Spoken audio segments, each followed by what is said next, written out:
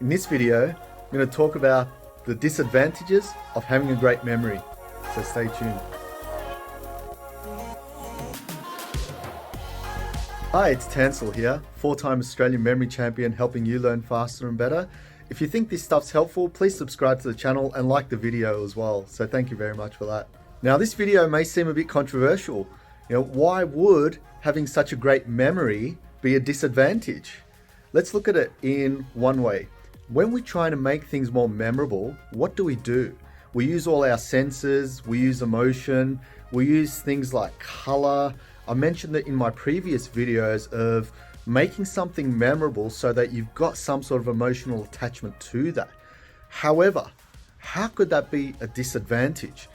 Now let's look at it in this particular sense. If you're having an amazing time, you're feeling happy, guess what? Training your memory could really improve it even more because you know how to make a powerful story.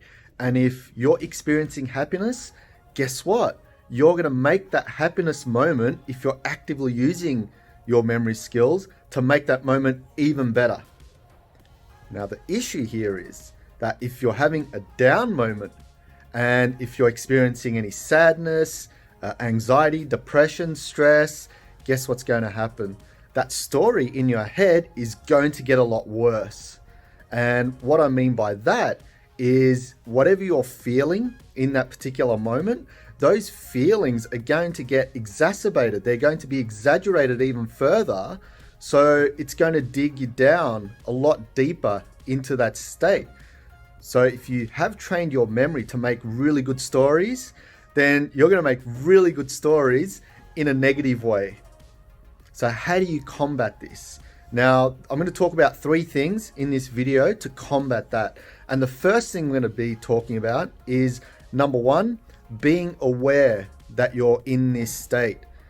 It is a very difficult thing to be aware, because if you're bringing yourself down, if you're stressed and you've got anxiety or something's happening that's making you feel real bad, then sometimes you might not be aware of it until the damage has been done, or until days later, or even hours later. We have to have some sort of a trigger and be mindful that we are getting into this spiral, and we are aware that this is bringing us down. So awareness is number 1. Number 2 is, once you are aware, of knowing, okay, what to do next. And this is number 2, because you have to know what to do when you're down and out, or you've gone into this spiral of negative situation, negative thought. What do you do in this instance? And the cool thing is, because you've got a trained memory now, or you're working towards it, what you can do is create better stories. Because in your head, you've already got the negative stories playing out. If you're aware of it, you can say, okay, I'm aware that this is currently going on. This is my story. It sucks. How can I make it better? Or how can I create something that's totally separate to my current story and make that better?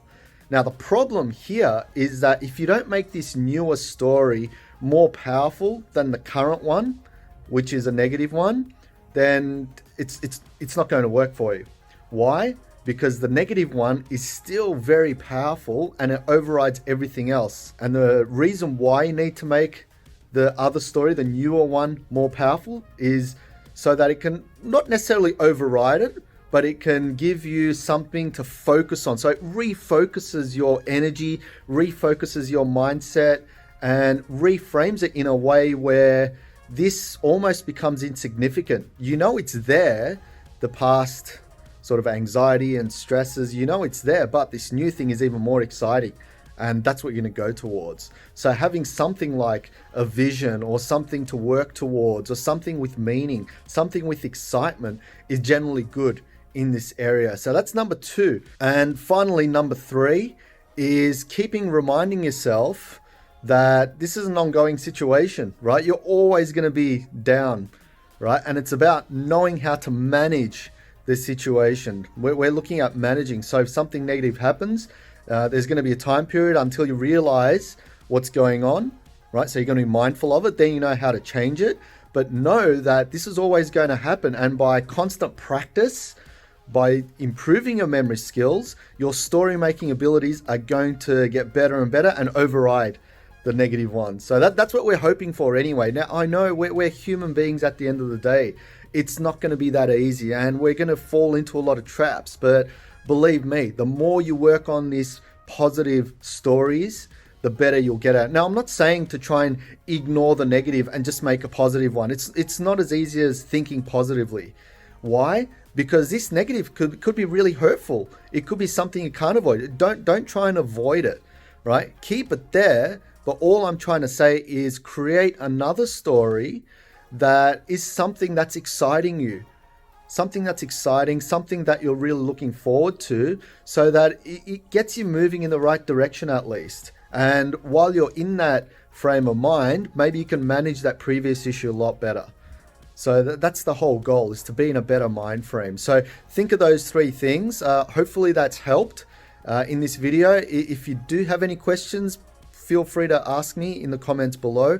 If you think this stuff's helpful, please subscribe to the channel and I'll get more of these videos out. And also, please like the video as well if you think it's helpful. So that's it from me. Thank you very much. Enjoy the rest of your day. Cheers.